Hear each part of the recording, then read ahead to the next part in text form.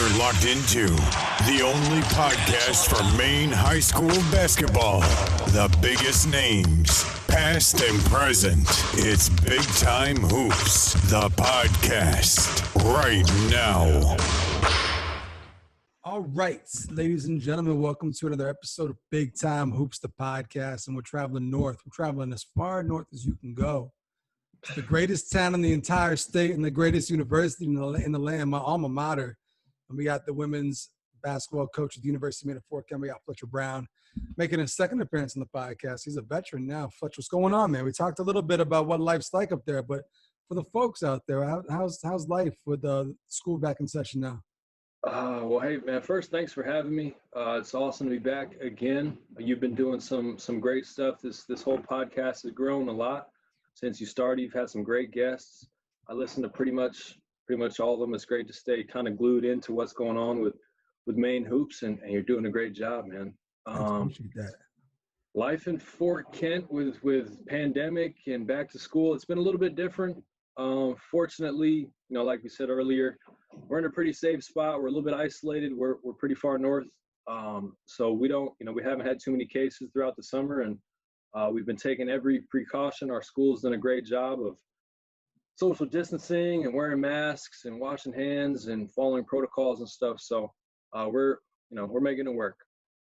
So you mentioned kids are back on campus now, and there was that initial quarantine for like 48 hours or so, but workouts are going to be starting up soon. So what does it look like for the kids? It's not going to be your typical preseason like years past. So what's it look like for you guys, and what kind of protocols are you guys putting in place to kind of get through this in a safe manner? Yeah. So we're going to get started in about a week from now. We're going to start some strength and conditioning things, and then we'll give it another few weeks, and we'll start jumping on the court in small groups, just doing a lot of skill development.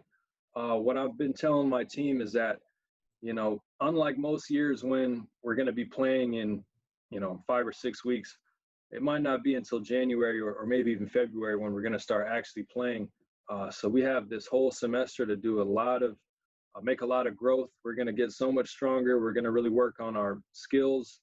We're not going to be doing too many suicides or wind sprints or anything like that. We're going to keep it light. We're going to keep it fun.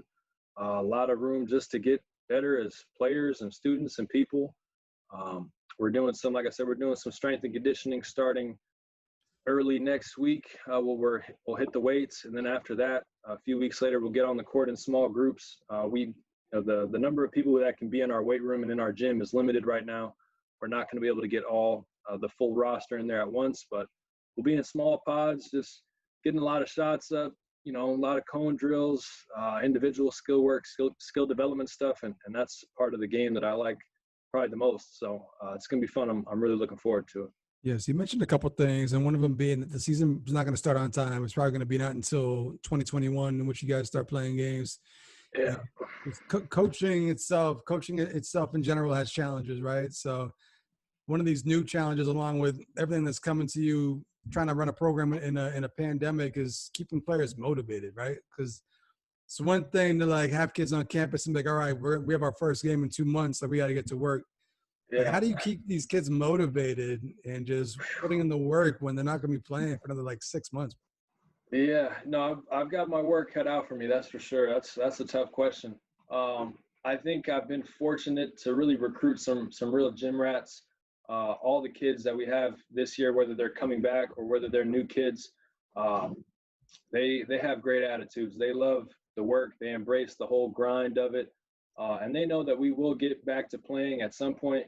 And I've been telling them since we started, since the news broke that we weren't going to play until probably January. I said, hey, we can look at this one of two ways. We can either be down in the dumps and bummed out and start eating, throw away our diet and everything, or we can just look at it as a great opportunity. So that's kind of the way that we've been looking at it. And like I said, it's going to be a lot of fun.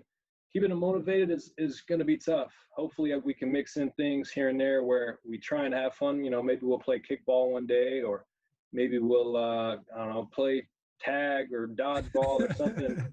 Anything to mix it up, keep it light, while at the same time getting the work in. So it's going to be tough, but I'm optimistic.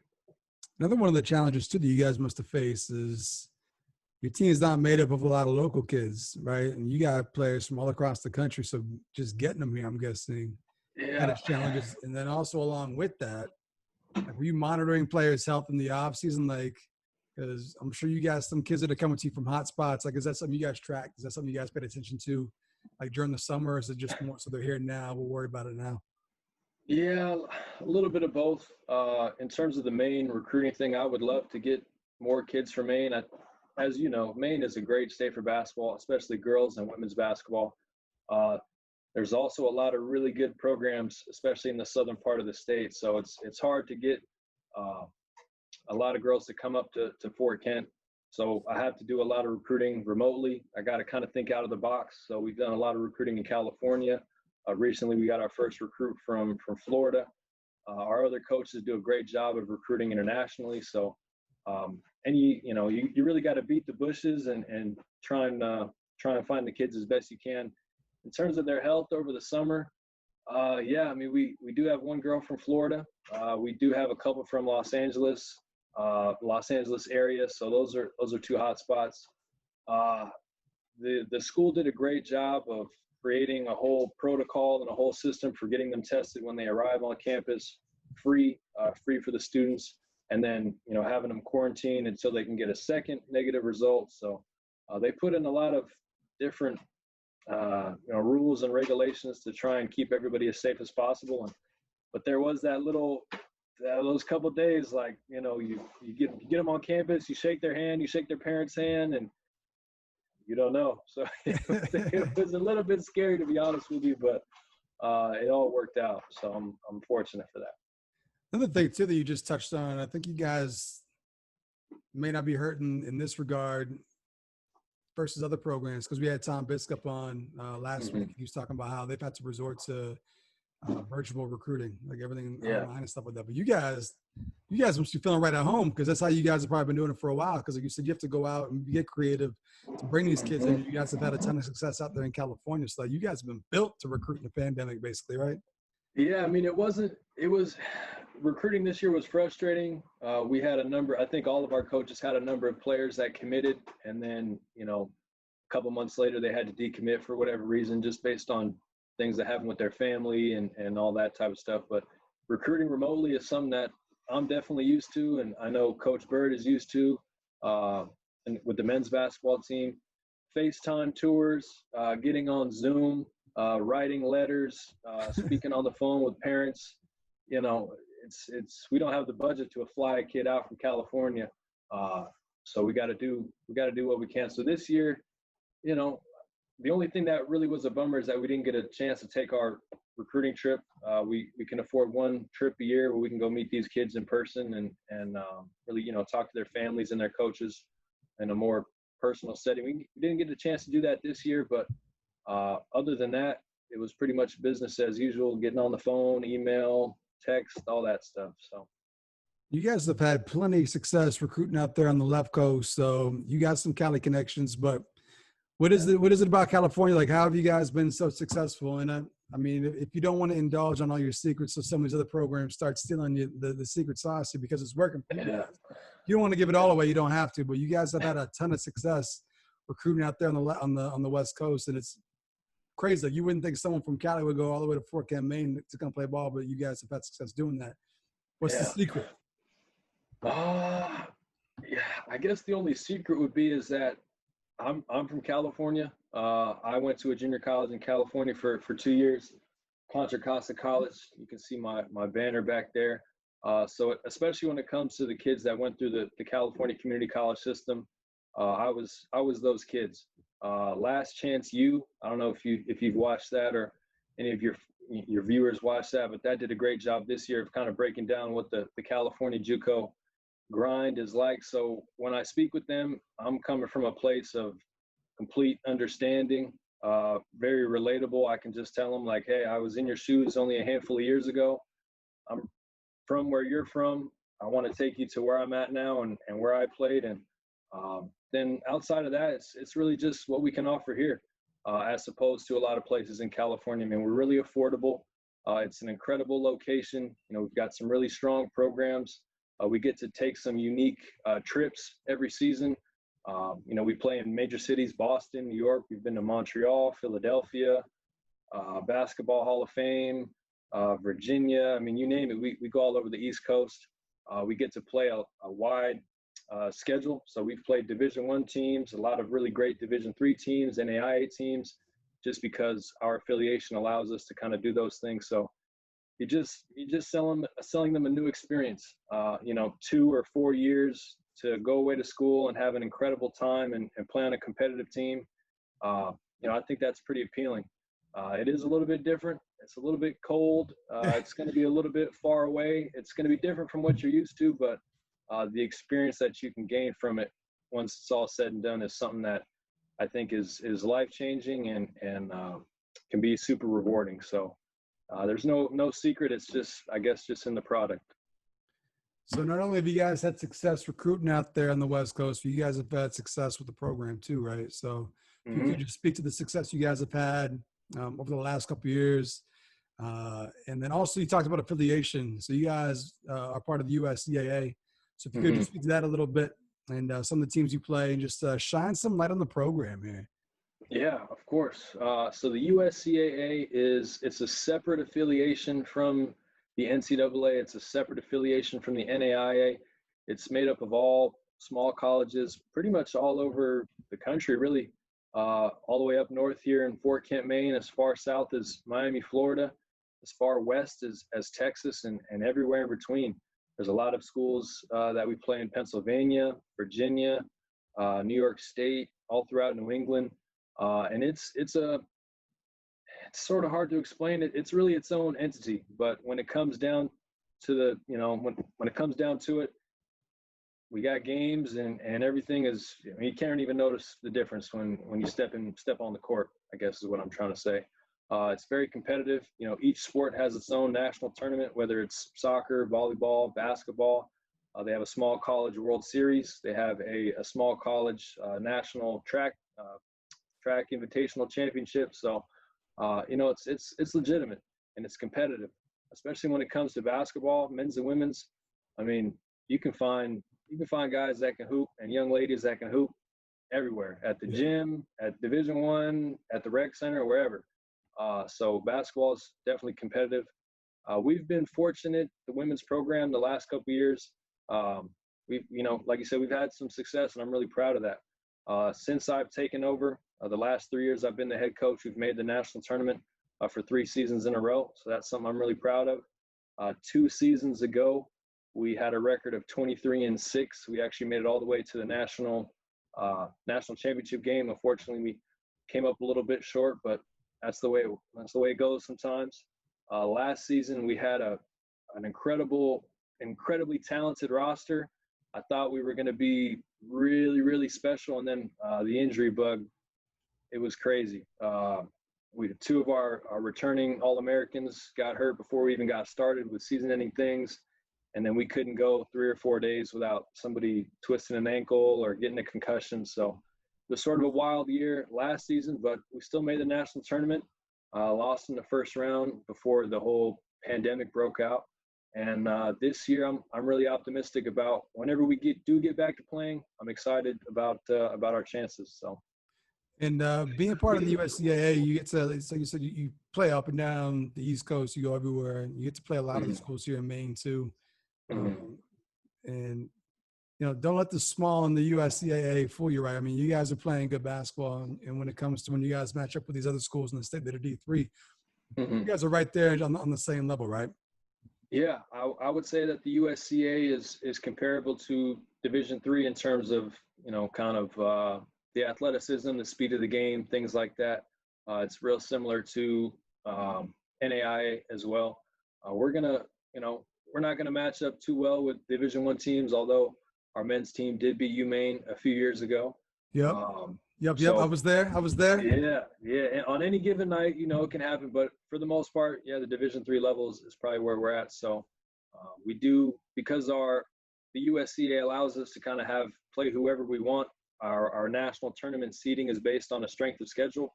So that allows us to play a lot of Division III teams, and we're in a good spot. I mean, there's some really great D3 teams in Maine. Husson, who we try and play every year, they've got a great program. St. Joe's, we've been able to play and lose to last couple of years. They've got a great program. So, yeah, we get a lot of games, and it's a lot of fun.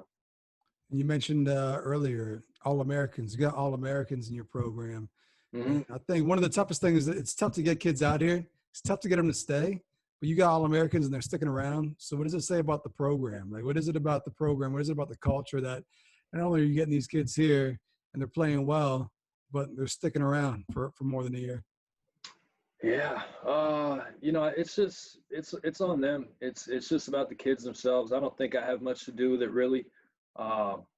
It's the kids that want to be successful. It's the kids that within themselves, they want to achieve their goals and they want to, they want to graduate with high marks. They want to be the best players they can be. I'm here to just kind of make sure they stay within the lines and kind of stay focused on what they want to do. And it's really all on them. So, I don't take much credit for it. So we mentioned that there should be a season. We don't know when yet, but what does the season look like so far from what you guys have planned? Do you guys actually have games lined up, or how's it even looking right now? Yeah, that's a great question. We had a full season ready to go, and then slowly but surely, every couple of weeks, a new development will come out. So me personally, I'm hoping to honor all the games that we have in line for the second semester, our January, February, early March games. And then I've been in touch with other USCA teams to try and get some games in. It's a little bit scary because no one really knows what's going to happen. They might cancel it on us again, in a few more weeks. But then on the flip side, everyone's kind of in a similar situation with trying to find games and, nobody wants to really be scrambling around to try and find them last minute, but something tells me that everyone's going to be kind of scrambling around trying to find them last minute. So we're hoping to get out to Buffalo again. There's some really talented USCA teams that we play there every season.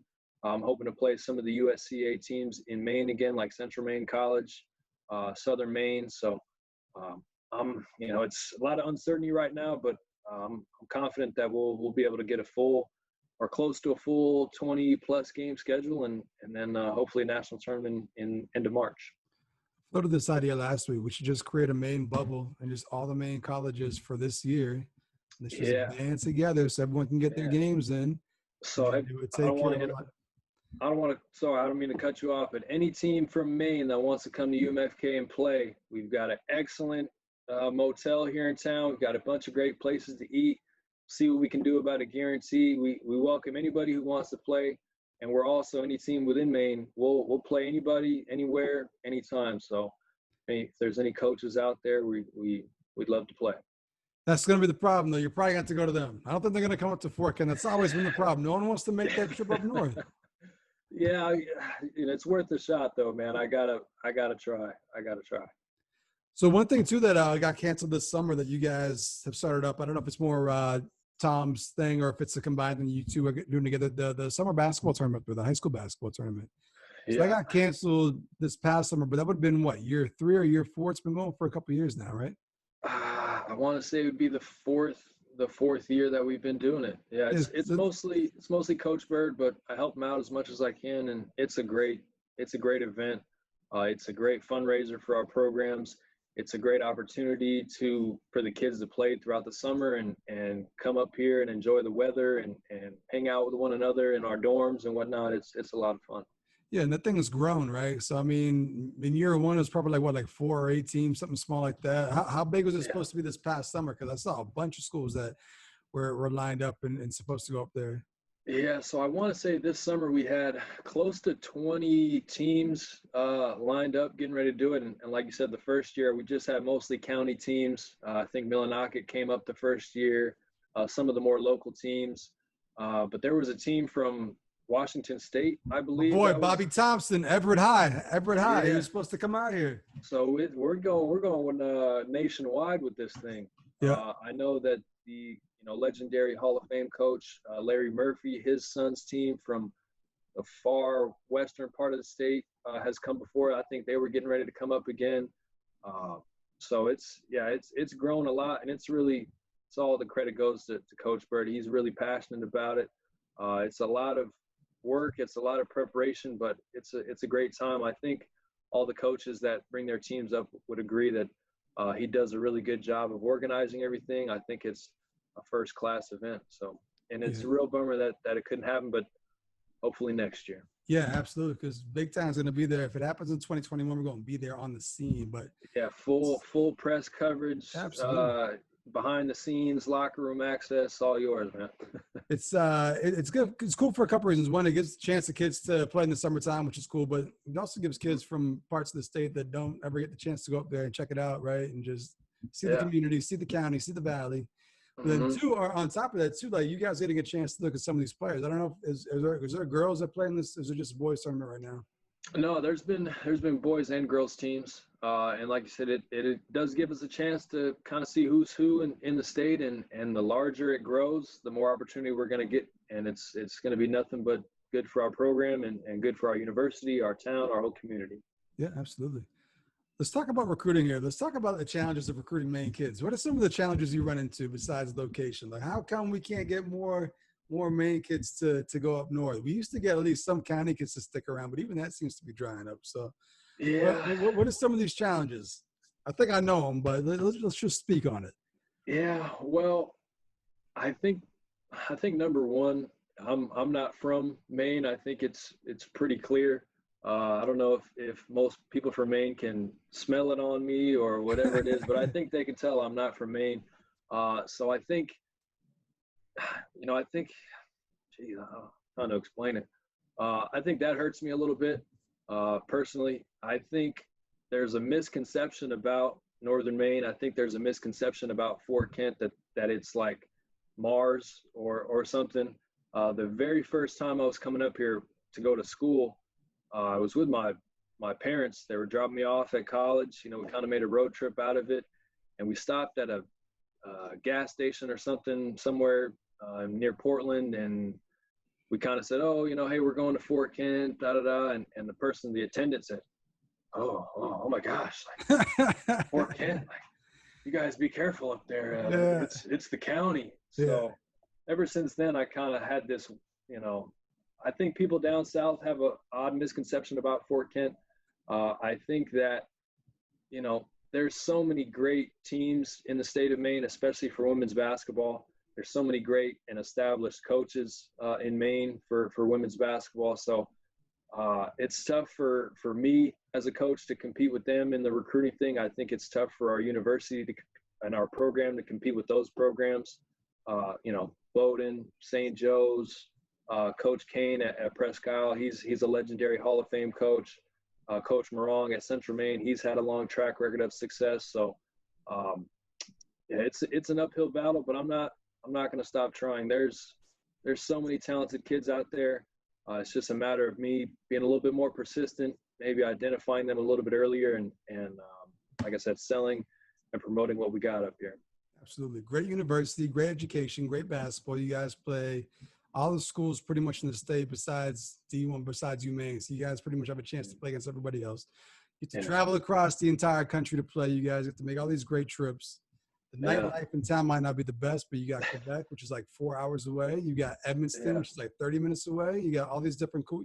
You can party in Canada, kids. You can go to Canada and have a good time in Canada. All right, that's a great recruit. Well, I don't know if you use that as a recruiting pitch to parents, but no, not so much. Not so much. I'll let you tell them all about that. I gotta stick to business. Yeah. Anybody who wants to know more, anyone who wants to know the real scoop about Fort Kent and the perks of it, let me know. Hit me up offline, and I'll give you the full pitch here. But so hopefully things work out here. This has been a crazy year for everybody, but hoping that things kind of get back to normal. You guys have a season. Real quick, anything you want to say? Any recruiting pitches you want to get out there, or any misconceptions you want to clear up, or anything at all you want to just put out there for the folks? Recruiting pitches. No, you kind of nailed it, man. Small school, you're going to get the personalized attention that you might want or that you might need from professors. I'm sure you can speak more on this. The people in Fort Kent, the local community, it's one of the most kind and caring places you're ever going to find. I came from a big city in San Francisco. hustle and bustle, people just kind of keep their head down and mind their business, people are going to go out of their way here to help you out, whether it's faculty, staff, someone at the store, whoever it is. They really care about the kids. They really care about all the students, whether they're an athlete or not. So I guess that's kind of the most important thing I could say, that we got something good going here, and it's worth a shot to try and discover it. It takes some getting used to, right? If you're from out of town, from out of state. Yeah, it's, when I'm walking to class or when I'm walking to the store back home, it's, don't make eye contact with anybody, kind of keep your head down, just go from A to B as quick as you can. Fort Kent, people are super friendly, asking how you're doing. If it's snowing outside, they don't even know who you are. They're going to give you a ride or offer to give you a ride. They keep their cars running and their doors unlocked when they go to the grocery store. They just leave their car in the parking lot. Like, back home, the car would be gone in about in no time flat, man. So it does take some getting used to, but once you embrace it, once you open yourself to it, you can't describe it, you can't explain it. It's pretty unbelievable. It is. It's a special place. Yeah. One other thing I thought of before we get up out of here, hey, give your players some love. So you mentioned All-Americans. Mm-hmm. Talk about who you got coming in this year, what the team looks like. Of course. Let's go for it. Let's give them some love. Yeah, so we've got 2 seasons ago, Tajiri Mcmahon was a first-team All-American. She was our leading scorer from 2 years ago. She's going to be back and fully healthy for this year. She's going to be a great leader for us. I know she's been getting a lot of girls in the gym working out. Renika Guyton was our leading scorer from last season, close to 18 points per game. They've both got incredible quickness and speed. Stephanie Cervantes is coming back. She's going to be a great hustle player for us. She's sneaky with the offensive rebounds. Sophia Rodriguez is also coming back for her senior year. Tremendous athlete, dual sport athlete. She runs track and field for us. Let me see. New players. We've got Sarah from California, who's going to bring some great veteran leadership for us. Ariel is our first freshman from, like I said, Florida. She's going to bring a little bit of everything. Money, we've got a girl named Money, so I think that goes without saying. She's going to be Money. Hannah is also from Southern California. She's going to surprise people with her athleticism. KK is our post presence. I'm excited to have her coming back. As soon as I start naming everybody, I don't want to forget people, but I know I'm missing somebody, and it's going to be pretty rough. The local kid. Dez, of course. Dez, probably our most valuable, new recruit coming in, local.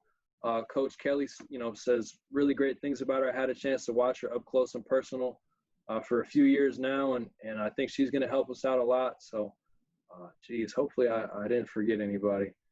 It's going to be a rough team meeting on Saturday if I forgot somebody. I'm sure you'll hear about it if you forgot somebody. Yeah, it's not personal.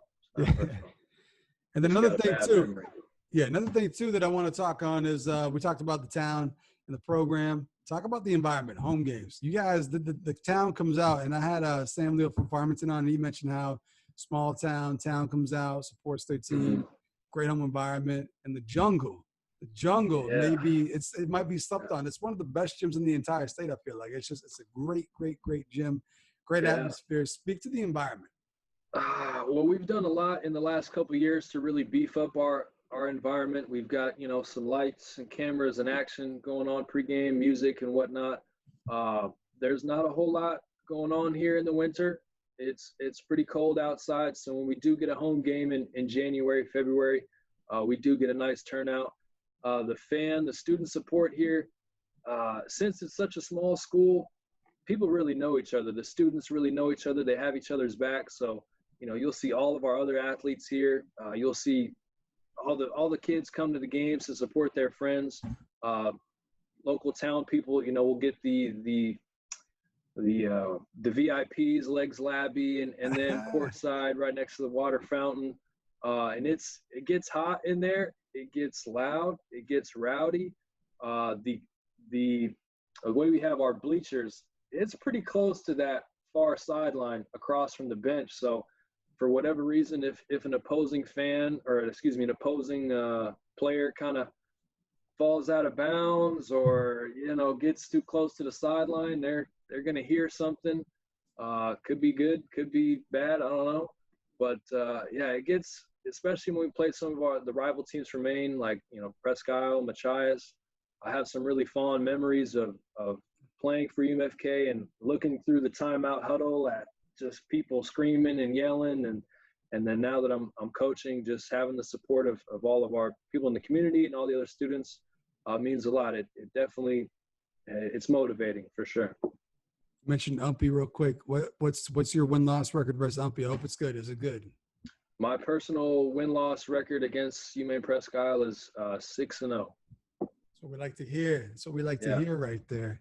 Yeah, Coach Kane, he's got some recruits coming in though, and he's obviously a really well-established coach. So we got to be on the lookout for them moving forward. So I'm on the lookout.